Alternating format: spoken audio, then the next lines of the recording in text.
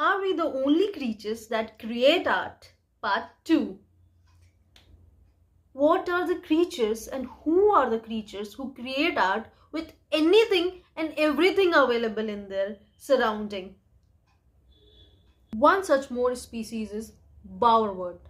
Bowerbird creates bower.